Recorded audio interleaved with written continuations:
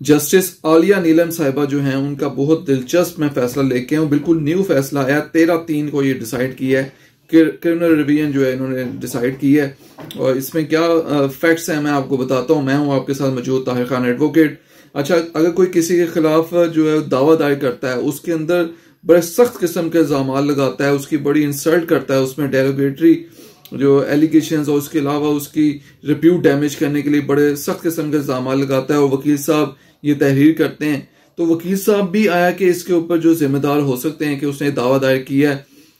बेशक उसने इंस्ट्रक्शंस थी क्लाइंट की इंस्ट्रक्शंस पे दावा दायर किया वकील ने, और वकील और वो जो क्लाइंट हैं दोनों जिम्मेदार हैं। अगर कल कोई दावा खारिज हो जाता है, उसके हक में फैसला नहीं होता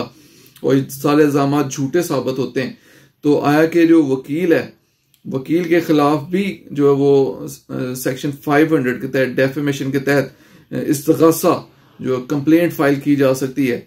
और ये डिसीजन हाई कोर्ट तक आया है, नीचे फाइल की गई, उसमें जो है वो दावा ऐसे ही दायर हुआ, उसके ऊपर इल्जाम लगाए गए ठीक ठाक, वो नहीं वो सक्सीड हो सके, साबित नहीं कर सके। उसने जो मुद्दा है जिसके खिलाफ दावा दायर हुआ था, उसने कंप्लेंट फाइल कर दी, ठीक है। और वो उसमें एडिशनल सेशन जज साहब जो हैं उन्होंने डिसाइड किया, उन्होंने नोटिस जो है वो जो था मुद्दई जो था मुकदमा जिसने दावा दायर करवाया था उसको तो जारी कर दिया कंप्लेंट एडमिट करते हुए, लेकिन कौंसल जो था, जो वकील था, उसको नहीं जारी किया notice,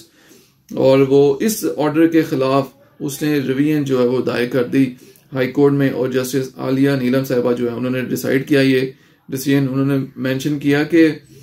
he cannot be held responsible for any derogatory allegations leveled in the plaint of respondent number 3. There is no malice and even otherwise respondent number 2 has acted in good faith and would be protected by exception 9 of section 500 of PPC. In the totality of facts and circumstances, the trial judge correctly did not summon respondent number 2. ठीक है, उसने तो good faith में किया, उसने instructions पे किया, client ने उसे बताया कि ये जो इल्जामात हैं ये इसके खिलाफ मैं लगा रहा हूँ, इसने मेरे साथ ऐसे किया है, और वो उसने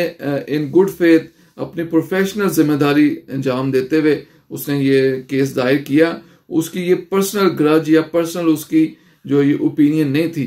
तो लिहाजा जो है वो उसको वकील को नोटिस करना, उसको बुलाना, उसके खिलाफ ये कंप्लेंट दायर करना ये नहीं बनता सिरे से। तो लिहाजा निचला फैसला बिल्कुल दुरुस्त हुआ, उसकी जो क्रिमिनल रिवीजन थी वो खारिज कर दी, और जो बंदा जिसने केस किया था उसके खिलाफ तो बनता है वो डेफेमेशन करे कि उसके खिलाफ क्यों उसने